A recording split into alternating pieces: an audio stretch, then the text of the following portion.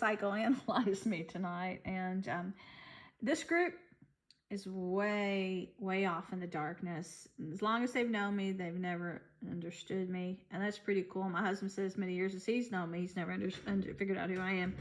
I used to say I'm an entity. I guess I'm multifaceted. You know, I'm creative. And when you're talented and you're outgoing, you're free spirited and you're curious, life is never the same, and my personality changes all the time based on new experiences, new encounters. You know, I used to grow all the time, and they got so upset and jealous. They said the government people did doing these mind weapons said that I had too many tabs, which they said my mind was too fertile. A friend of mine who used to own Schneider and Demuth Advertising, he came into where I was hostessing one time and tried to get me out of the business because he kept saying he owned an advertising agency. And he said, with a mind like yours, he says, I'm a millionaire. He goes, you're going to have much more money than I ever dreamed with a mind like yours. It will never be harnessed. He had a psychology degree, and he used to do the advertising for the banks here in town. And before that, he used to work at Courier Journal newspaper. And he just wanted to pick my brain all the time. So we'd have these long conversations. He was a Libra and I'm a Leo. And I never understood what he talked about because I felt really stupid. I never thought I was smart at the time. I felt very inferior. And that was because I had a learning impairment when I was young. Well, somebody sent me this video trying to see if I wasn't listening to it as a child. Why do they always want to blame parents if something goes wrong? You know, families aren't just have parents. They have all kinds of other relatives. It has nothing to do with my parents. Bob figured out what the problem was. My parents were, bless their heart, I feel sorry for them. I at home, all they did was listen to me constantly, and they gave me so much attention. If anything, I was a little spoiled. My relatives just treated me better than anybody else's parents. I was the only one that got walked to school every day at an older age. The others didn't. Mom was always waiting, or another relative never let me be with a stranger getting out of school. They were very protective, nurturing. Everything was love-centered. Our home was just about nothing but nurturing. And so it was the teachers that didn't listen. It was the students. And the reason was because I had a hearing problem and I needed a hearing aid, but they couldn't fit me because the range my hearing was, I couldn't hear like THs, CHs. It was because it didn't fall in a range that I could get a hearing aid. And it was from a blow to the head. And they said it wasn't a natural hearing problem. And so it made me, or I couldn't hear what the teachers were saying. Most of my school years, I was too scared to ask a question. I remember going through school and probably never asking a question my whole years in elementary school, the teacher, but 2 times I was too scared to even speak. And if I ever raised my hand, it was my turn to talk, my voice would crack and I would shiver or stutter. I was afraid. And if on my report cards, all the way from 1st grade to I can remember 4th grade, every year they'd say she's too shy, she needs to open up more. And it was because I was scared I wasn't understanding what that was being taught. Plus, it made me afraid I was slow. And I always questioned if I was slow, even though I was in average classes. I wasn't in learning disabled classes. But after I got a computer, my husband, who's a doctor, he kept saying I was highly intelligent, and I kept telling him he was crazy. After I got the computer and he saw that I was a whiz and that I taught myself everything on the computer without reading a book, and that I type faster than anyone else, even the writers, the professional best-selling writers, if we spoke online, they say, you're the fastest typist. And I realized when I had teachers that talk really quick instead of slow talking teachers, I soared. If I got a teacher that could talk as fast as me, I would ace every test. He said, your mind works extremely fast, and you need to be taught and presented information in different way than other people, because you have and I took a test and I had exceptionally high IQ. And so I didn't catch on to this till I was in my late 20s that I even had a brain, because I didn't think so. My parents praised me, but I couldn't understand why at school I was so shy. And this lady says in this video they sent me that you tend to sometimes talk too fast because you're scared that you won't get the attention, or someone else will hog the conversation, or You will you'll be angry when you try to speak because you really are afraid you won't be listened to.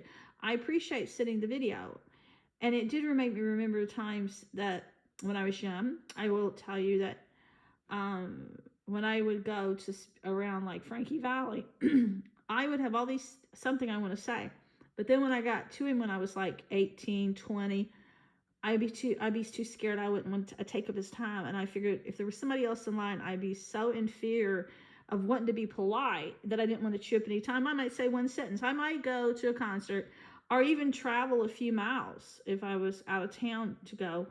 And I would go that all that distance and then see him, and then my voice would crack, or I couldn't tell him what I want to say. And I'd promote him. I'd do things around him. I'd do things in the background. I'd have all this ambition. I'd write all these songs, but I just didn't feel I was worthy enough to be heard. And that's what hurts me the most about how I was mistreated at this conference. I went to a conference with very famous people to see if I had talent. And they said they thought I was beauty and innocence, too powerful to resist. So what they did was they stole my youth. They robbed me 25 years. They took advantage of my inferiority because I originally looked up to these people thinking if they were best-selling writers, then they must be scholars. And I just wanted to learn. I used to say when I'd pray to Jesus in my room and I'd get all these prophecies that nobody else knew, things nobody else knew, and I knew I was talking to the real divine power. I wanted to be like the apostle. I wanted to serve Jesus, and I wanted to improve my writing so that I could write things that would help the world, save the world, impression people in a way for God. And this group took my talent and tried to turn it for evil. And turning it to evil was what destroyed me because it went against God, and it went against my faith. And but what really made me self-improve was when I went to Newark to give Frankie Valli an award. When they tried to interview me after I gave him the award, every time they would turn the light on, the New York news, I would have all these things in my head I wanted to say, but as soon as I turned the camera on, I would sound like Jackie Gleason. All I did was stutter and stutter. And then they keep doing it again. And I was a deer in headlight look. And it was the most awful feeling because I wanted so bad that day to make a good impression on him and do a good job. They said I did a great job, giving the honor, the award. And then later, after they did so many takes, they came and patted me on the back at our dinner when we went out to dinner with his family and said, "You're on the New York news. You sounded great. You did a great job. Come and see yourself on the New York news." They had a screen, and I didn't think I did, but I did say if Prince and Madonna are any example of the music industry in the future, that we don't have, the music industry doesn't have a future because they've sold their soul to the devil. Because I was, bragging about Frankie. And I do remember his mom saved me because she was sitting beside me and I already been to her house where she knew who I was. So when I was giving him awards, she was so moved, she was crying through the whole ceremony.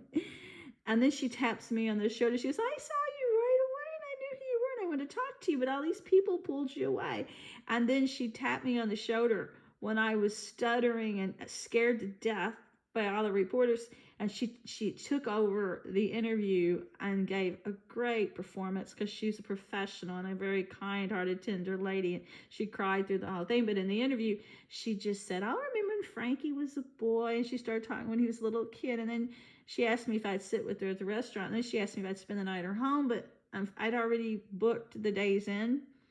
But it was that encounter that made me enroll at New York Film Academy because I said, I was so humiliated that day that I never want to ever try to be ambitious or successful and make that mistake again. I have to polish myself.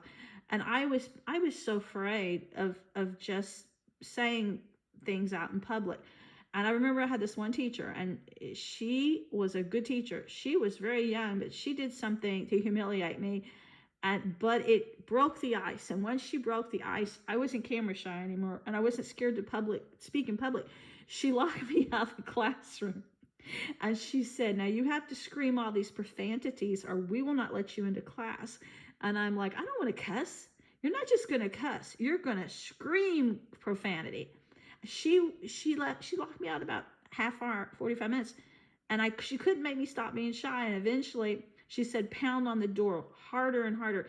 I had bruises on my hands. She made me hurt myself beating and yelling to try to break the ice so that I would scream so loud it would take away all my fear, and it took down every wall. There were people coming in from other classrooms upset that I was screaming bloody murder, and she wanted these people to hear me. She wanted them to run out of their classes, and that was the only way she got me over my fear.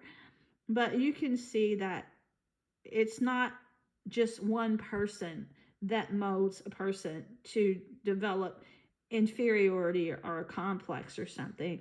You stop blaming parents. It's usually their friends, their teachers.